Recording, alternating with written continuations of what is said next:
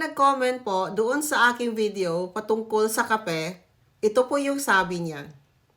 Nakakalula ng mga ganito, di mo na alam kung alin o ano ang tama. Dami ko nakikita bawal ang kape, lalo na 3-in-1, pati ang natural na kape. Kaya di ko na alam kung alin ba ang tama talaga, kaya rice coffee na lang para walang sisihan. Ano ba ang rice coffee? Ang rice coffee po ay gawa sa roasted na white or brown rice.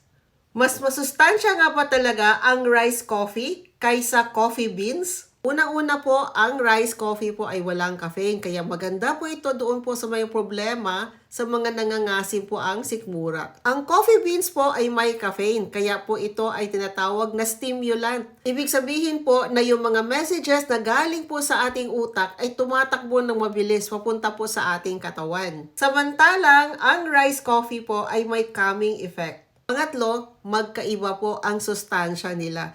Meron mga sustansya na nakikita lang po natin sa coffee beans at meron naman din na nakikita lang po natin sa rice. Katulad na lang halimbawa ng chlorogenic acid na pinaka-highest po na makikita po natin sa coffee beans. Itong substance na ito ay tumutulong po para ma-regulate yung asukal at taba sa ating katawan. Kaya nakaka-improve po ito ng insulin resistance at nakakabawas po ng risk para magkaroon po tayo ng type 2 diabetes at cardiovascular diseases. Samantalang, ang brown rice po ay meron pong tinatawag na ferulic acid na maganda para doon sa mga babae na may menopausal symptoms, lalong-lalo na po yung hot flashes. At nagre-release din po ito ng endorphins na nakakatulong naman para mabawasan ang mga kirot-kirot sa atin pong katawan.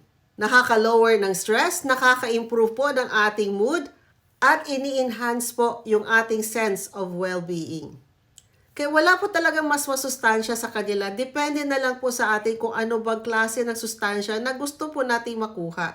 Ang mas maganda po talagang gawin ay itry po natin yung iba't ibang klaseng halaman kasi nagtataglay po sila ng iba't ibang klaseng sustansya din. So ano po talaga yung unhealthy na kape? Ito po yung instant coffee na may dagdag po na asukal at may dagdag din po na creamer. Kasi po yung asukal na yan ay nakakapagpataas po ng ating blood sugar na magiging sanhi naman ng mga tinatawag na sugar crashes at lalong nagpapataas po ng craving natin na kumain po ng mas maraming matatamis. At hindi lang po yun, nakakapagpadagdag po ng ating timbang. At yung pangalawa po, yung creamer. Ang pinaka-common additive po ng creamer ay palm oil. At itong palm oil po ay considered na saturated fat. At alam naman po natin na itong mga saturated fat ay sanhi po ng heart attack at ng iba pa po mga cardiovascular diseases.